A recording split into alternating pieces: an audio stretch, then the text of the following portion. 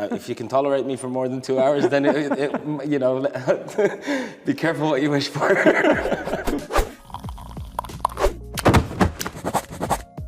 Hello everyone, welcome to Qatar Creates Karak with, and today I'm with Dr. Pedro Azara Nikolas, who's a professor of design and architecture in University of Barcelona. Hello. Hello. How are you? Great. Are you intimidated by our set? A little bit, yeah. So my first question with you would be, for tourists and guests that are coming from hopefully Barcelona and Spain and around the world, what building do you think will attract them the most from outside and inside? Yeah. I do not know most of the building. However, I went to visit the National Museum of Qatar by the French architect Jean Nouvel, and to me it's a stunning museum. And I was really surprised. It's beautiful from the outside. It's strange, it is true, but it's beautiful. And inside, the way that all the objects and information is laid out, let's say the museography, is really, really beautiful. The relation between the information, the objects, the text, the projection, and how they were put in the space is really fascinating. And you can stay for hours in the museum, and at the end you end having the impression of having learned something, and at the same time having been able to see beautiful objects and beautifully presented.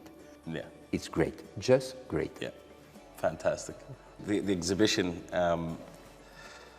so it's in Qatar, it's here in Museum of Islamic Art.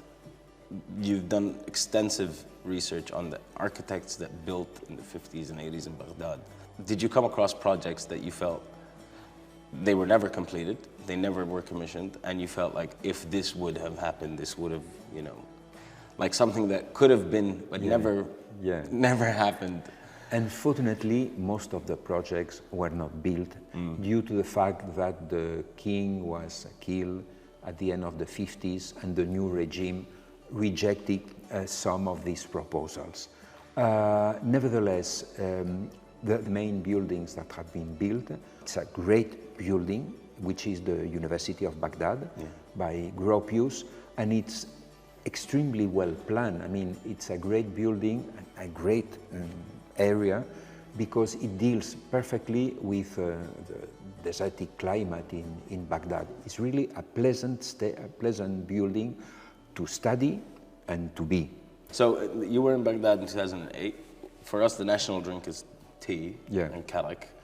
But is there tea in Baghdad? When you were there, what was the drink that you were drinking? No, the national drink in Baghdad, it's a excessively strong coffee. So you are given very small cuts like this. Okay. And you are talking, having the cup in your hand, and they are pouring 2 or 3 drops of coffee, just 2 or 3 drops, and it's wow, it's like a bomb. Yeah. And you have to turn the cup down, because if not, they are giving you more and more coffee, pouring. And you end it mad. Yeah, because it's a very thick coffee. Like a molasses almost? Like almost, wow. Yeah. Wow. Well, Dr. Pedro Azara Nikolas, it's been an absolute pleasure. And I did promise you that if you come back to Doha, I would love to spend the day with you and talk. It would be a pleasure too, yeah. If you can tolerate me for more than 2 hours, then, you know, be careful what you wish for. That's all the time we have today with Karak with here at Qatar Creates. And see you on the next episode. Who knows who will be in the seat?